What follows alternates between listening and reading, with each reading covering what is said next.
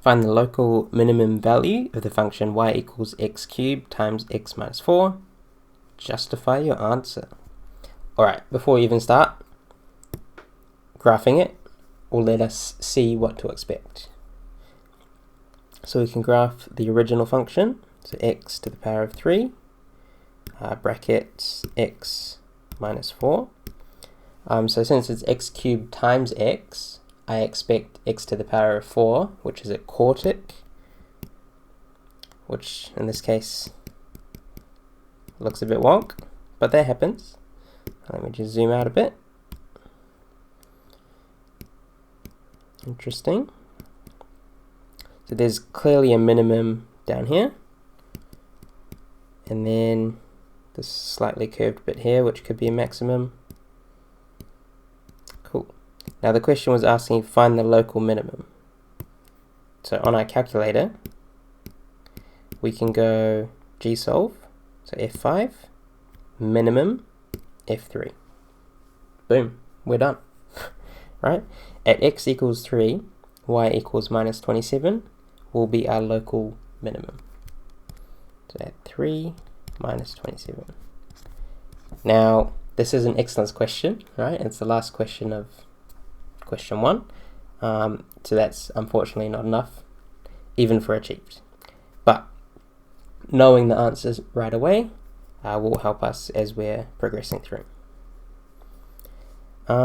Cool. So a minimum or a maximum we know has a gradient of 0. So let's find the gradient function first. So we're given y equals x cubed, x minus 4, which is equivalent to x to the power of 4 minus 4x cubed. I just expanded out the brackets.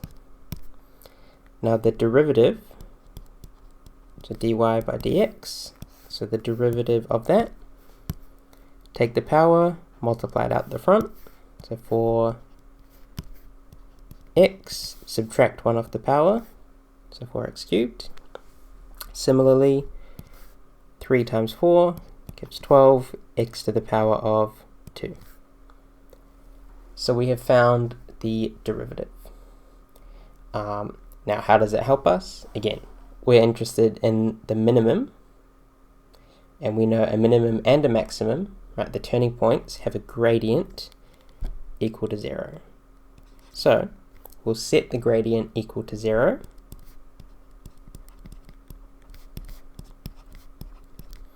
And now we have an equation in terms of x, so we can solve it to find the x values of the turning points.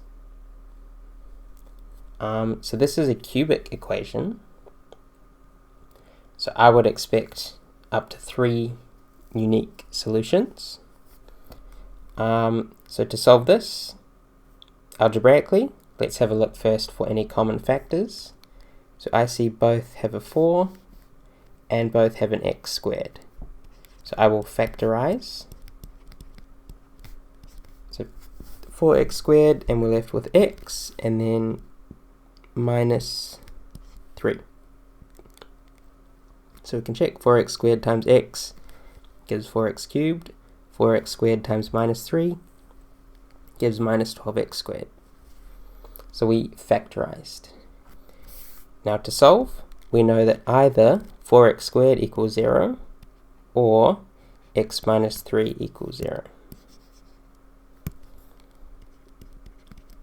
So if 4x squared equals 0, x would have to be 0. And actually, since that's x squared, it could be plus or minus 0, which are the same.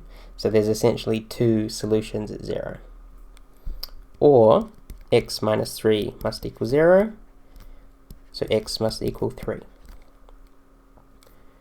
Alright, we're on to a winner, because just from graphing it, we saw that the minimum was at x equals 3.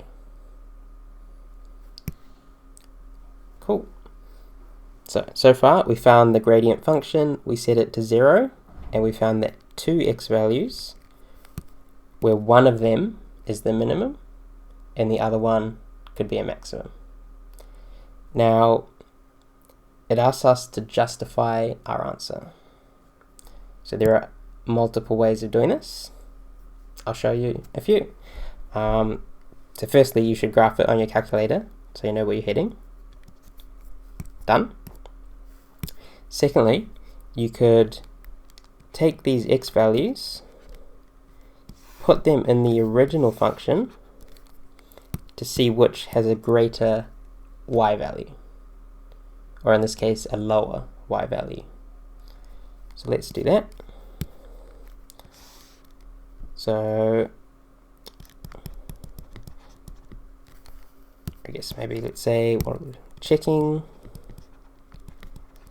if min or max.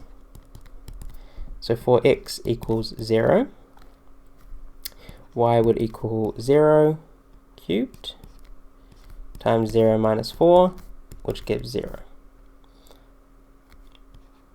In other words, there is a turning point at 0, 0. Now for x equals 3, using the original function, y would be 3 cubed times 3 minus 4. So that's 27 times minus 1 to give minus 27. Therefore, there would be a turning point at 3, negative 27. Now, looking at those 2 points, it is clear that the minimum, so therefore, minimum at 3, negative 27.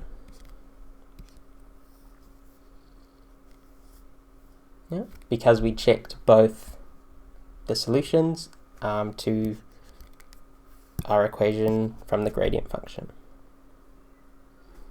Cool, so that's one way of doing it. Another way, so maybe I'll just pause there for a second. So far, we found the derivative and equated it to 0. That would be achieved. We solved it and we got 2 x values. I guess the 0 technically repeated itself, but we got 2 unique x values. That's merit. We then checked if it's a minimum or maximum. In this case, we substituted in the point. That would be excellence. Cool. But I do want to show you another method you can use. So it's called using the second derivative. So what that means is we worked out the first derivative, which tells us what the gradient is, but the second derivative tells us the concavity. So concavity is like if it's concave down or if it's concave up. And when it's concave up, we know the turning point must be a minimum. So finding the second derivative,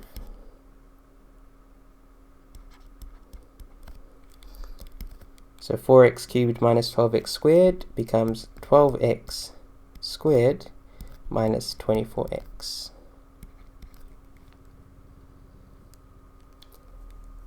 Now we take our x values, so let's do x equals 3 and substitute that into the second derivative. We get 12 3 squared minus 24 times 3. What's that? 12 times 9 minus, mental arithmetic, 90, 108 minus 60, 72, which equals 36. And if it's a positive number, in this case 36 is greater than 0, it will be concave up at x equals 3, which implies it is a minimum when x equals 3. Now, just to confirm, if we substituted in x equals 0 into the derivative, into the second derivative, we would get, well, in this case we would get 0, which actually means it's an inflection point, which is a little bit different. It's not a max, it's not a min, it's where it goes up, stationary, and then up, or down, stationary, and then down. But what this does show us is when x equals 3, it's concave up, which means it's a minimum. Cool. And using that method would also get you an excellence.